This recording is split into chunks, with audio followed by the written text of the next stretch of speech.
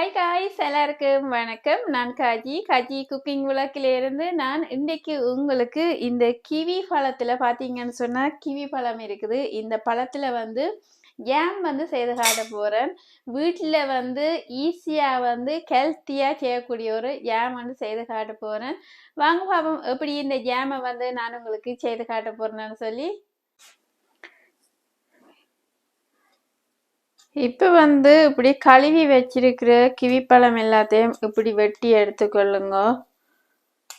இப்படி வெட்டி எடுத்துக்கொள்ளுங்க.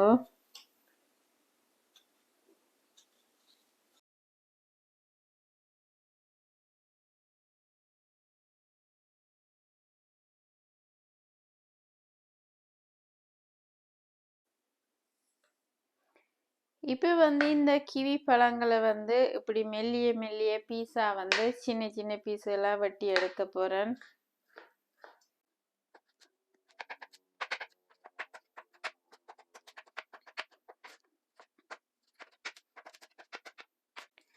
சின்ன சின்ன பீஸெல்லாம் எல்லா பழத்தையும் வெட்டி எடுத்துக்கொள்ளுங்க.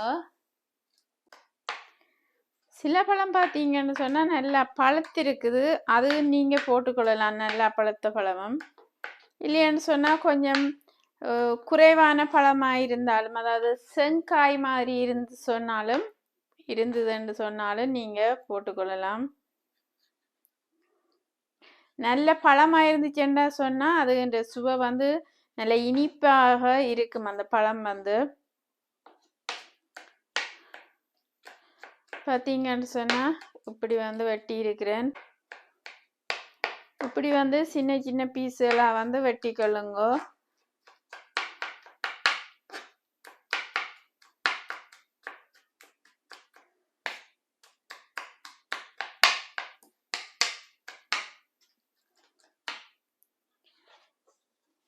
இப்போ இந்த ஓலுக்க போட்டுக்கொள்றேன் இந்த பழங்கள் எல்லாத்தையும். இதை இப்படி அடுப்பில் வச்சு காய்ச்ச போகிறேன் இந்த ஜாம் செய்கிறதுக்கு. இதில் கிவி பழம் எல்லாம் பார்த்தீங்கன்னு சொன்னால் வெட்டி இப்படி போட்டிருக்கிறேன். உங்களுக்கு பார்க்கவே இது எப்படி இருக்குன்னு சொல்லி.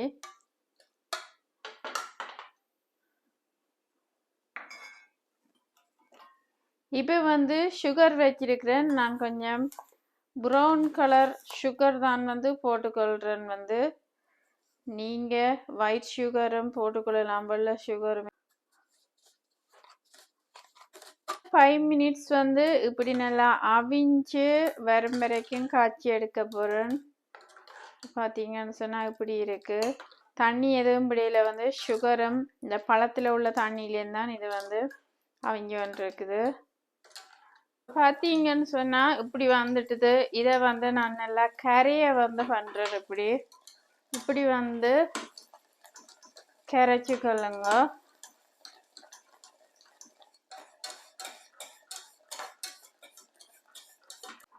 இப்போ பார்த்தீங்கன்னு சொன்னால் இப்படி இருக்குது. பார்த்தீங்கன்னு சொன்னால் இதுதான் நேச்சுரலான கலர் இந்த ஜாமின். நான் இந்த ஜாமுக்கு இந்த கலர் காணாமல் இருக்கிறபடியாக இந்த ஃபுட் கலர் இதுக்கு ஆட் பண்ணிக்கொள்கிறேன். இப்போ பார்த்தீங்கன்னு சொன்னால் 3 துளி விட்டுருக்கிறேன். ஃபுட் கலர் க்ரீன் கலர் விட்டுருக்கிறேன். அந்த கிவி பழத்தின் கலரில் விட்டுருக்கிறேன். இப்போ பார்த்தீங்கன்னு சொன்னால் இப்படி வருது. பார்த்தீங்கன்னு சொன்னால் எப்போவும் ஜாமுகளுக்கு கலர் சேர்க்கப்படுத்தான் அந்த நிறத்தை குடிக்கணும். பார்த்தீங்கன்னு சொன்னால் இப்படி இருக்குது.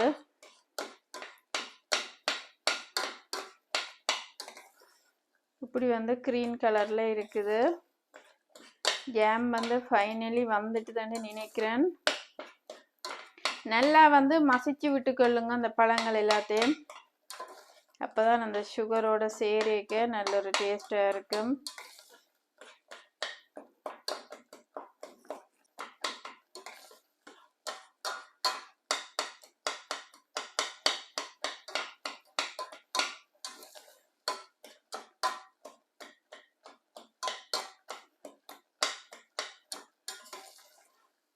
பார்த்தீங்கன்னு சொன்னால் இப்படி இருக்குது. இப்போ வந்து இதில் கொஞ்சம் உப்பு வந்து போடுறேன். ஒரு பிஞ்ச் உப்பு வந்து இதுக்கு போட்டுக்கொள்கிறேன். நீங்கள் தேவையாண்டா போட்டுக்கொள்ளுங்க. அந்த இனிப்பு வந்து நல்லா இருக்கா எடுத்து கொடுக்கறதுக்காக ஒரு பிஞ்ச் வந்து உப்பு போடுறேன். இப்போ போட்டு வடிவாக மிக்ஸ் பண்ணிக்கொள்ளுங்க. இப்போ வந்து கொஞ்சம் லெமன் ஜூஸ் வந்து விட்டுக்கொள்கிறேன். ஒரு 3 துளி வந்து லெமன் ஜூஸ் விட்டுருக்கிறேன். வடிவாக மிக்ஸ் பண்ணிக்கொள்ளுவோம்.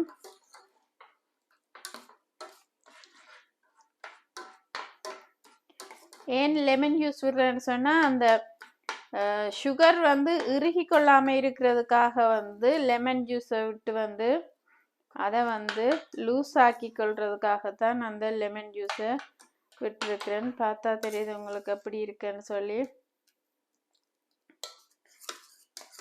சூப்பரான கலரில் வந்திருக்குது. இப்போ வந்து அடுப்பை வந்து டேர்ன் ஆஃப் பண்ணிட்டு வந்து இதை வந்து ஆற விட்டு கொள்ள போகிறேன் இந்த ஜாமை வந்து. இப்போ வந்து இந்த சின்ன பவுலுக்கு வந்து இந்த ஜாமை வந்து ட்ரான்ஸ்ஃபர் பண்ண போகிறேன். ஜாம் வந்து மோஸ்ட்லி அதாவது சூடு வந்து ஆறிட்டுது பார்த்தீங்கன்னு சொன்னால். இப்போ வந்து இதுக்கு அந்த சின்ன பவுலுக்கு வந்து இப்படி வந்து போட்டுக்கொள்கிறேன். பார்க்கவே தெரியுது உங்களுக்கு சூப்பரான ஒரு ஜாம் வந்திருக்கு. இதை வந்து நீங்கள் ஏர்டேக் கண்டெய்னரில் வந்து போட்டு வச்சிங்கன்னு சொன்னால் 1 மந்த்துக்கு யூஸ் பண்ணி கொள்ளலாம். 1 மந்த் 2 மந்த்ஸ் கூடி இதை வந்து நீங்கள் பாவிச்சு கொள்ளலாம். ப்ரெட்டோட சாப்பிடலாம். கேக்குக்கு நடுவில் வந்து வச்சு சாப்பிடக்கூடிய ஒரு ஜாம் வந்து. தண்ணி வந்து எதுவும் படக்கூடாது. தண்ணி வந்து பட்டால் அது பழுதாயிடும். தண்ணி படாமல் நீங்கள் கேர்ஃபுல்லாக வந்து தண்ணி எதுவும் இந்த ஜாமில் படவே கூடாது. பட்டா வந்து பழுதா போயிடும்.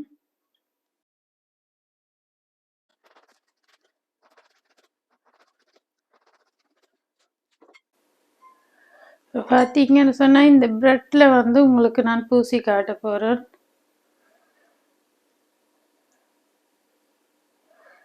பார்த்தீங்கன்னு சொன்னால் இப்படி இருக்குது. சூப்பரான ஜாம் வந்திருக்கு. உங்களுக்கு பார்க்கவே தெரியுது எப்படி இருக்குன்னு சொல்லி ஜாம்.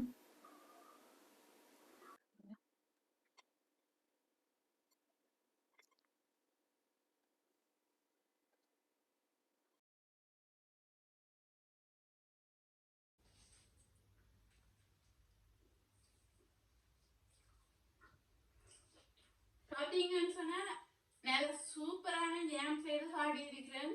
கிவி பழத்தில் ஜாம் வந்து கிவி பழத்தை சில பேர் சாப்பிடாம இருக்கணும், புளிப்பா இருக்குமென்னு சொல்லி சாப்பிட மாட்டோம். ஆனா அந்த கிவி பழத்துல வந்து நிறைய இரும்பு சத்து இருக்குது, நிறைய விட்டமின்களும் இருக்குது. வந்து நீங்க இதே மாதிரி ஜாம் வந்து செய்து ஸ்டோர் பண்ணி வச்சிங்கன்னு சொன்னா 3 இருந்து 6 மாதங்கள் பாவிச்சு கொள்ளலாம். இந்த பொட்டில வந்து ஹாட் வாட்டர்ல அவிச்சு போட்டு வந்து அந்த ஜாமை விட்டு வைக்க வேணும். வடிவா வந்து பொட்டில வந்து ஈரம் எதுவும் இல்லாம பேப்பரால குறைச்சி எடுத்துட்டு அந்த ஜாம் அதுக்கு போட்டுக்கொள்ளுங்க. சூடு ஆறினதுக்கு அப்புறம் தான் வந்து ஜாம் அதுக்குள்ள போக வேணும் அந்த போத்தலுக்கு. அப்பதான் அது பழுதாகாம இருக்கும். அதே நேரம் வந்து நீங்க ஜாமை வந்து அவிக்கும் பொழுது அந்த பாத்திரத்துல எந்த வித தண்ணியும் இருக்கக்கூடாது. இருந்தா வந்து அந்த ஜாம் வந்து பழுதாகிறதுக்கு சான்ஸ் இருக்குது. தண்ணி எதுவும் இல்லாமல் வந்து நீங்க இதே மாதிரி செய்து வச்சீங்கன்னு சொன்னா 2 நாளைக்கு பாவிச்சு கொள்ளலாம். நீங்க 6 மந்த்ல இருந்து 1 இயர் வரைக்கும் பாவிக்கணும்னு சொன்னா சிட்ரிக் ஆசிட் வந்து போட்டுக்கொள்ளலாம். அதுக்கு லெமன் போடாமல் அதை போட்டீங்கன்னு சொன்னா இன்னும் 2 நாளைக்கு அது இருக்கும். இதே மாதிரி நீங்களும் செய்து பார்த்து இந்த வீடியோக்கு லைக் பண்ணி கமெண்ட் பண்ணி சப்ஸ்கிரைப் பண்ணிக்கொள்ளுங்க. இந்த ஜாம் வந்து எப்படி இருந்தேன்னு சொல்லி கமெண்ட் பாக்ஸுக்கு ப்ளீஸ் கமெண்ட் போட்டுக்கொள்ளுங்க. இன்னும் ஒரு சூப்பரான வீடியோவில் நான் உங்களை சந்திக்கிறேன். தேங்க்ஸ் ஃபார் வாட்சிங். பாய். நமக்கு சோறு தான் முக்கியம். அதெல்லாம் திங்கிற ஓனா இல்ல, பசிச்சா மட்டும் வேட்டையாடுற சிங்கம். இப்ப கொலை பசியில இருக்கேன். எது கிடைச்சாலும் வேட்டையாடுங்கிற வெறியில இருக்கேன்.